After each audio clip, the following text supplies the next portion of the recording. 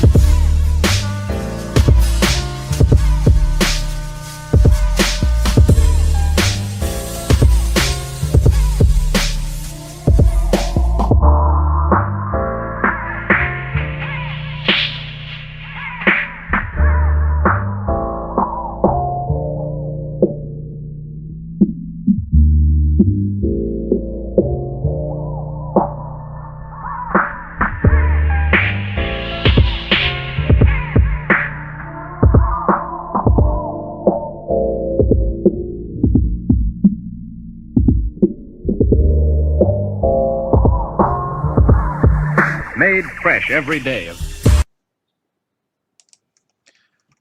What's going on, y'all? This your boy Casey Phil, King Self for Life, Wrestling Takes in the building. I know it's late. I'm finally here to do my doggone reviews for both shows from last night. First, I'm going to start off with an NXT review because I got a lot to talk about with this show. NXT was actually pretty decent yesterday. I got an issue with the main event, and I'll talk about that. But overall, NXT was very good yesterday. I really have no complaints outside of the main event. And I gotta say, Triple H and them did whatever they was able to do because y'all know half the roster was missing due to COVID. But let's go ahead and break down this show. So I believe we opened up the show Finn Balor, and plus they was letting everybody know saying happy because yesterday was St. Patrick's Day. So they was in the ring. Balor was in the ring, and then Karrion Kross and Scarlett came out there, and he was talking about how he beat everybody in their mama, and he said, I guess Karrion Kross is next, right? So they come out there, they get into his face, and they say, you know I'm gonna end up beating the brakes off of you, right? So they end up talking out. Here, now this is just random. This is what I don't like about WWE.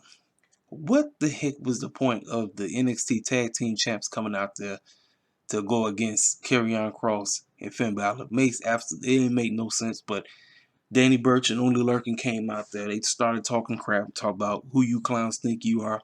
If you really all that, how about you go against us? We'll put our titles on the line right now. That's exactly what it was. The main event was set up from that point on from the beginning. So, like I said, it was pointless because that's WWE booking. I don't get it.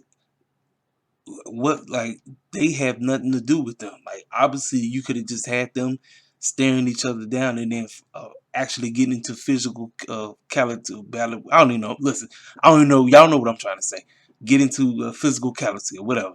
Like, that's all you could have had, and then you could have had referees and something come out there, hold everybody off, and then we just go from there. But no, y'all had to come and do this dumb booking. It made absolutely no sense. But so anyway, so then we got Dexter Lumis versus Austin Theory. Now, out of the entire Gargano Way family, Austin Theory was the only one who did not catch COVID. So that told you all I need to know. Candice LeRae, Johnny Gargano was on the Zoom call. They told that man do whatever you can to beat the brakes off of him. And what's the other one? Indy Hartwell, she wasn't there, so obviously she had it too. I personally feel that this would have made more sense if Dexter Lumis and Johnny Gargano didn't face each other already. But the fact that they already faced each other, it's like you're going backwards. You could have easily had this man keep going against it. Look, WWE loves rematches 24/7. I wouldn't mind them constantly coming up with a storyline where the only way you can get to Johnny is that you must beat him. You must beat Austin Theory 2 times. So that previous week was last week and this week. If you can beat him again, you will get Johnny at the TakeOver Stand and Deliver. I mean, do something. Because I don't like when the champion faces the challenger and the challenger beats him and it's a non-title defense. So but like I said, that's WWE booking 1-on-1. That's what they like to do. Uh, this match is okay. Like I said, from what it was, you knew Dexter Lumis was gonna win because that's exactly what happened.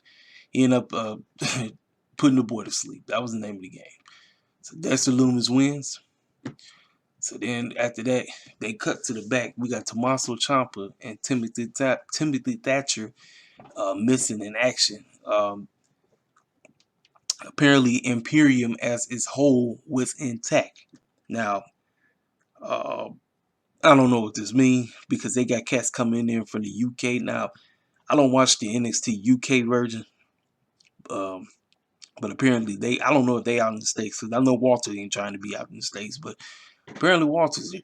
So, I'm going to talk about that when we get to that. So, anyway, I talked about Adam Cole and Kyle O'Reilly, and he talked about how he going to mess that man up and all this nonsense and everything. And next thing you know, now Kyle O'Reilly wasn't there. I don't know if Kyle got COVID. No, actually he didn't because he was there. But Kyle has diabetes, so that's basically why he said I'm not in the show because he didn't want to catch it. But he said he can't wait to get his hands on Adam Cole and all this crazy stuff. So obviously we know this is gonna be the main event for night one on Takeover Stand and Deliver, and I believe these cats is gonna tear the house down. I believe that. But they talk about they gonna end each other's career and all this crazy stuff. Now here's my honest question: where the clown is Roderick Strong and Bobby Fish when all this is going on? Roderick Strong got laid out the other week, but where's Bobby Fish? I didn't hear that man being hurt or injured or nothing like that. But apparently Bobby Fish is gone. So I don't even know what really is to come of Undisputed Era.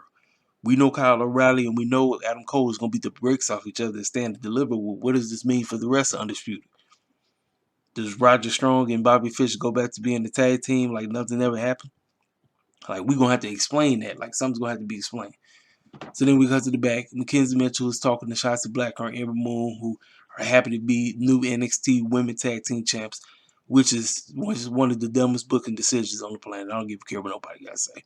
It should be Raquel Gonzalez and Dakota Kai, but obviously they said they're looking forward to putting their titles on the line to anybody. Well, they get interrupted by Robert Stone and his proteges, Aaliyah and Jessie Camille. You know those two girls ain't winning. It's just, like I said, just random booking off. People thought that this gimmick with Robert Stone, formerly known as Rob B.E., that used to be an Impact, was going to go somewhere. Now, a lot of people believe that this is WWE taking a shot at Tony Khan. A lot of people say that this is Tony Khan, but in the gimmick. If it is, it's not really funny, but it is what it is. But am I looking forward to this match? I don't know, cause I'm just ticked off that Raquel Gonzalez and Dakota Kai are not tag team champs. It just makes absolutely no sense to me. When the match happened, I'm gonna sit there and I'm gonna critique it fairly. I'm not gonna be biased, but like I said, it shouldn't be. It shouldn't be. Like I said, I love Ember Moon and Shotzi Blackheart is coming into her own, but they shouldn't be tag team champs. I'm serious. They shouldn't. But obviously that's who they're going to end up facing. So then we got Santos Escobar is out there talking about he can't wait to beat the brakes off of Devlin, who still is technically the real cruiserweight champion. And obviously they can't wait to meet each other. But Ladeo Fantasmo was out to get ready for their match against Breezango. This match was a decent tag team match. I knew Breezango wasn't winning. Really made no sense for them to win because the whole deal is you still have to make the whole team look strong. And obviously everything is out of wax because we already know that the MSK, my man Wells had is it Wells or Wesley? He broke his hand, but everybody wasn't there. So obviously my other dude must have got COVID too. So they weren't there. And the grizzled young veterans, that's what I'm trying to figure out where they was at. Maybe they got it too. But obviously, like I said, everything's just been pushed back, and it's due to the COVID stuff. Now, obviously, I hope everybody gets healthy so everybody can be back for Stand and Deliver. The Stand and Deliver is in 2 weeks, if I'm not mistaken. So, like I said, was a decent tag team match. The Dale Fantasma, they won their titles. So then, like I said, Escobar was like, all right, man, where you at, man? You claim you here, you claim you in the States, right? Come on out here. Well, Devlin comes out there, right? And he pretty much headbutts him and busts him in the lip. So this probably going to be an outstanding match because I believe it's going to open night one between the two of them to see who's going to really win the NXT Cruiserweight Championship when that time comes. So then backstage, you see the cameras running, trying to figure out some commotion going on backstage, and you see William Regal coming out the woodwork, and they going outside trying to figure out what's going on. And I'm gonna talk about that in a minute. But speaking of Dakota Kai and Zoe Stark, I felt real bad watching this match because obviously Raquel is getting ready to go up against Io Shirai, and Dakota was having this match. You knew she was gonna win because Vince, Triple H and them gave her the raw end of the stick, and like I said, Zoe is a great wrestler. So is Dakota Kai. I keep saying Dakota Kai. And like I said, the ladies, they put on a great match. But I just feel real bad for Dakota because it just feels like they keep pushing it, then they pull back. They push, they pull back. And it's like, man, I hope and I pray that somehow, some way, Io versus Raquel Gonzalez turned into Io versus Raquel versus Dakota. And I'm serious. I'm having Dakota Kai go over because I don't think Raquel should be the NXT Women's Champion. I don't think I don't. It's like I said, I would have been fine with them being tag team champs, but Triple H just threw her into the main event scene out the woodwork. I'm like, well, what does this mean for the guy? Dakota Kai. What does this mean for Dakota Kai? You know what I'm saying? But it is what it is, man. So then, like I said, I just talked about what went down backstage. Obviously, the two of them Kyle O'Reilly tried to run over Adam Cole. So anyway, the Grizzly Young Brothers, they cut a promo talking about they can't wait to get their hands on MSK when they can. And then next thing you know, Tommaso Ciampa, and now we got my man Marcel Patel from Imperium.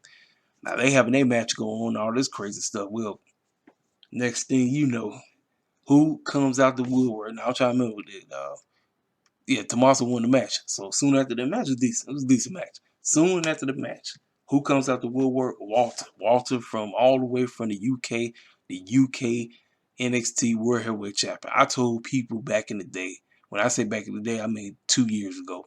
I said this boy Walter wasn't losing that title for 2 years. It's been 2 years, right? I knew he wasn't going to lose that title. This dude is too good. Like I said, I seen him wrestle before. He's very good. This Walter guy is very good. It's like, who's going to beat this guy? The boy didn't have the title for 2 years now.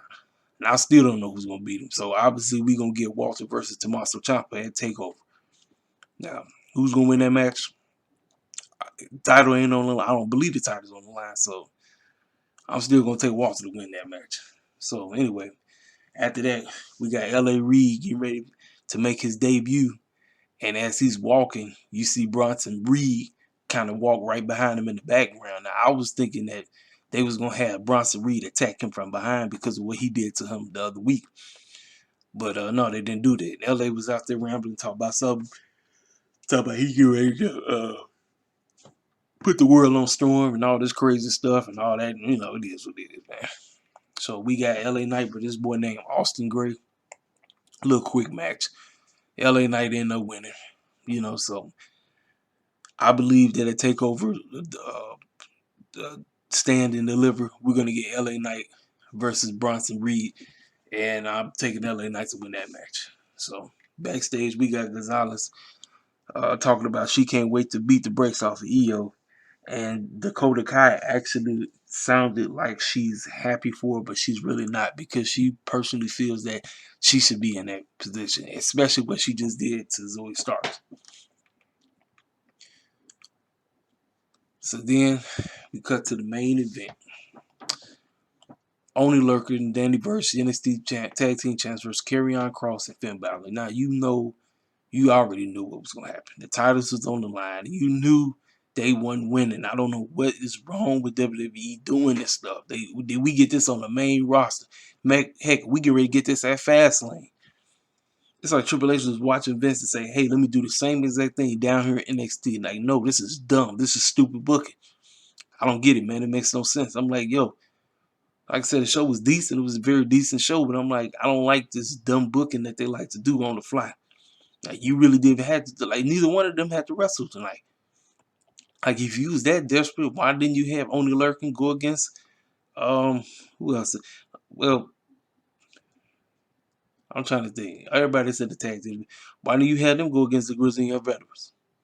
I mean, they gunning for the tag team titles. Why not let them get a tag team title shot? I know MSK is due one since they won the tag team Dusty Cup Classic or whatever. But why did you have them go against the Grizzly Young Veterans? Like, to me, that would have made more sense. Karrion Kross and Finn Balor had no business being in this predicament. So they lost the match. You know the name of the game. And after the match, they end up beating the brakes off each other.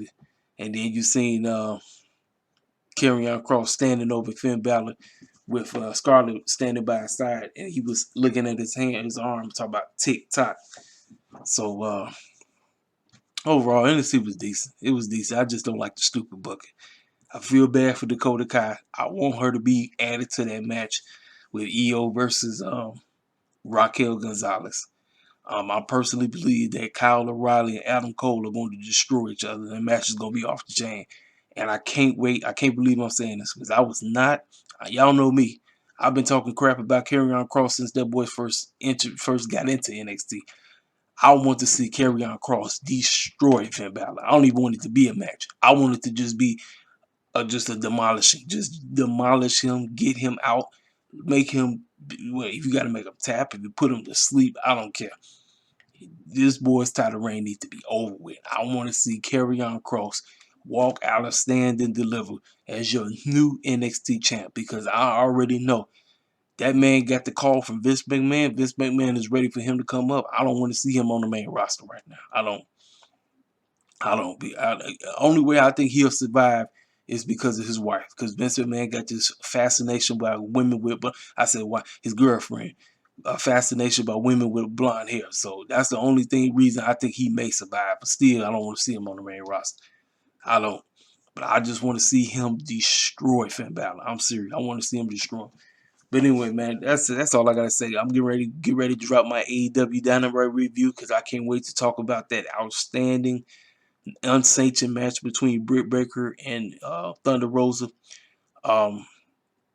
Listen, I know a lot of y'all be like, I can't believe I actually have people anticipating me doing reviews. And I appreciate that. I thank y'all for coming through. I thank every 87 of y'all that decided to subscribe to the channel. I know, like I said, I keep y'all waiting. I apologize about that. But like I said, I want to come on here and I want to give you my honest review about the show, give you an honest take and everything, and keep it unbiased because y'all know I'm not. I mean, y'all know how I feel about WWE. I'm more of an AEW guy, but when NXT decides to give great shows, I'm gonna give them props. And when they do dumb things, I'm gonna say stuff wasn't good. Like I said, I don't like this dumb on the fly booking. I know they had limited resources due to everybody having COVID. But you don't have to book the tag team champs versus the #1 contender for the World Heavyweight Championship. That makes no sense like that. I don't get it. But like I said, that's WWE booking for you. Anyway, man, what y'all think? Hit the comment section up. Tell me about y'all feel about the show. And I'll see y'all in a bit. I'll let me.